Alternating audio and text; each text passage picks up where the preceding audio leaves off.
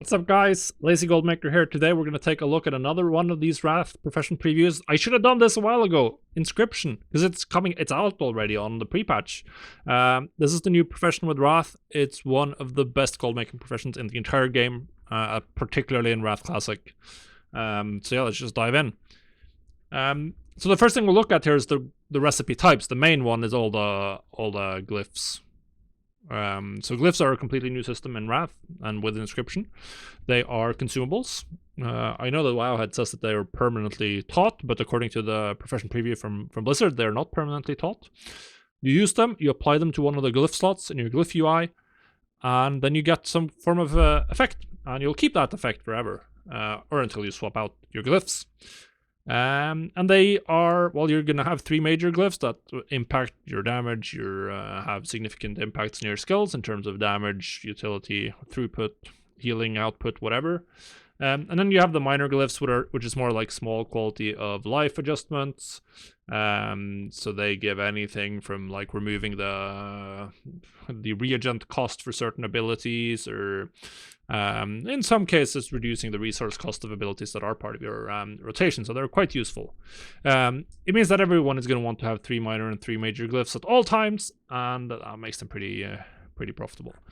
In addition to the glyphs, there's a couple of other recipes. You can craft some offhands. They're not super relevant. Some of these might be used for pre-biz.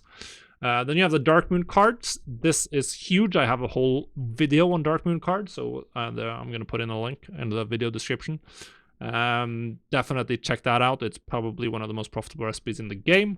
And then you can craft enchanting vellums for enchanters to put their enchants on. And then there's some scrolls and the certificate of ownership and some random stuff that isn't going to move the needle significantly. They're going to sell some. I'm not sure if they'll be profitable. They're not super expensive to craft. Maybe some people will use them. But the main thing here is the glyphs and the Darkmoon cards. So what's interesting about Inscription in terms of getting the recipes? Well, there's, as you can see here on the list, it's so this is just the stuff you get from the vendors. And then you have all of these glyphs that you get from the discoveries. So there's a ton of recipes, and there's also a couple of recipes here from vendors and some other stuff. So yeah, there's a ton of recipes to get. The discovery system, this is the important one, right?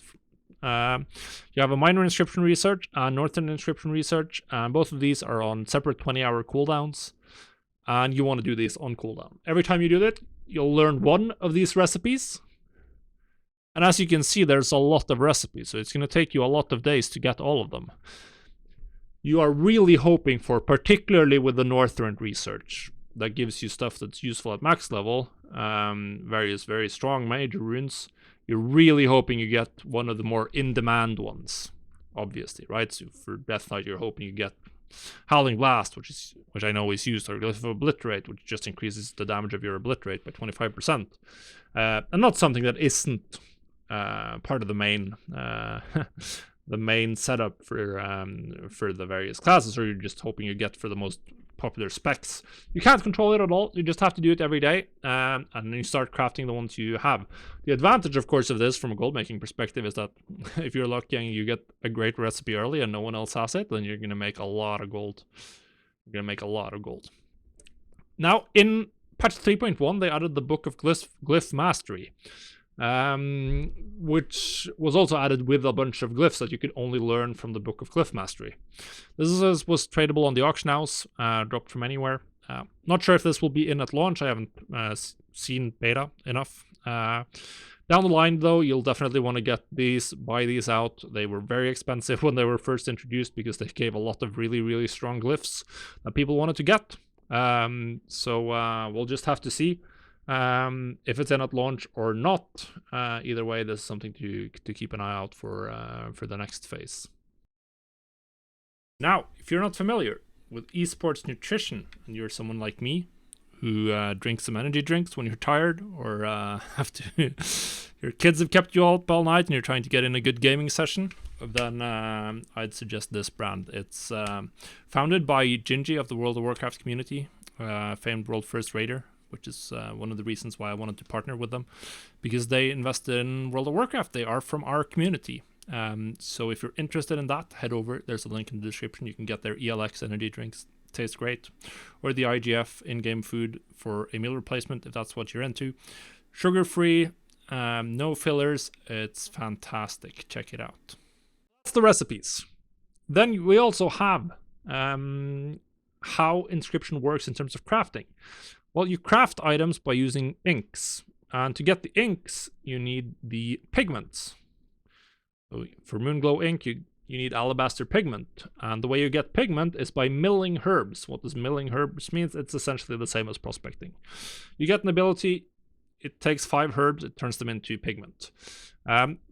Usually herbs are in tranches, so like alabaster pigment, this is from the lowest level of herbs. It's from Peace Bloom, Silver Bloom, Silverleaf, and Earthroot. And all of these can also give 2 different types of what's it called? Different types of pigments. You have a common pigment and an uncommon pigment. So for instance, at max level, you have Ink of the Sea, which requires Azure pigment, and you have Snowfall ink, which requires Icy pigment. And both of these can be obtained from any of the herbs in Northrend. And there's 2 tiers of herbs in Northrend, with a higher tier giving slightly more materials, particularly more rare, more of the uncommon materials, so the Icy pigment for the Snowfall ink. Milling is very time consuming, and then once you've milled, you have to turn it into inks. So overall, Inscription is quite time consuming to mass craft in, which, while that's annoying, it's also a great opportunity, because anything that's time consuming, people aren't going to do it, and that means less competition for you. The only people who will compete with you are people who are willing to put in a lot of time milling and turning them into inks, which is one of the reasons why it's so great. Now, as for the main ways to make gold, Darkmoon decks, Darkmoon card of the North, you need to get to Inscription level 400 to start crafting this. So this is going to be a priority at launch. Get to 400 ASAP. Then you need 6 Snowfall inks per card. You need a lot of Snowfall ink, which means you need to buy and process a huge amount of herbs. In general, I suggest going for Adder's Tongue, or at least a higher level of herbs, so you spend as little time milling as possible. You want to crank these out before the first Darkmoon Fair, because that's once you get all the cards for one deck, this is going to give you a random card, 1 out of 32 cards.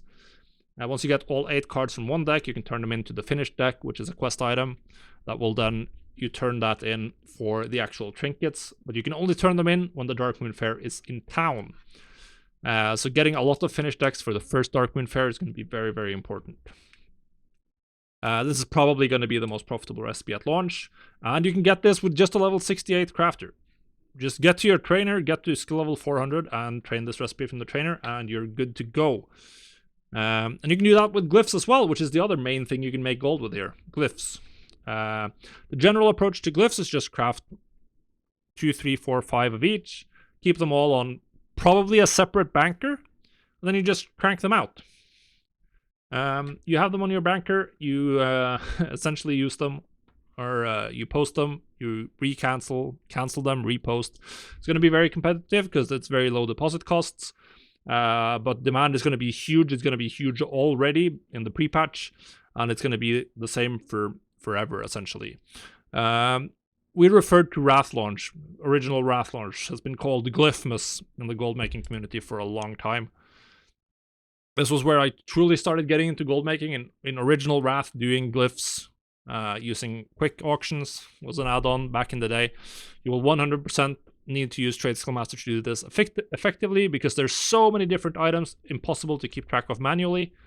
You want to use crafting operations to restock the ones you run out of, then you want to crank them out. Now for the pre-patch, the ink trader isn't in the game yet, so there's an ink trader in Wrath in Dalaran, where you can turn Ink of the Sea into any of these lower level inks or even Snowfall inks.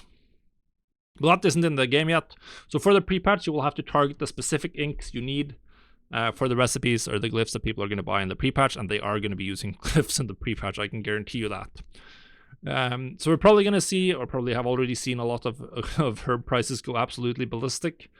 But I think that Inscription is going to be extremely profitable from now all the way until the end of Wrath, and beyond. It's In my opinion, the best gold making profession in the game, and you can get all of the benefit at a level 68 or 70 crafter. So if you don't have an alt yet, there's still time. You can crank out the Death Knight, blast him to level 68, and then you can just run into Dalaran, train Inscription, and get going once Wrath is out. If you haven't already planned a specific Inscription character, I think that's the best gold making tip I can give you for the entire expansion. So yeah, get a scribe, craft glyphs, acquire copious amounts of gold,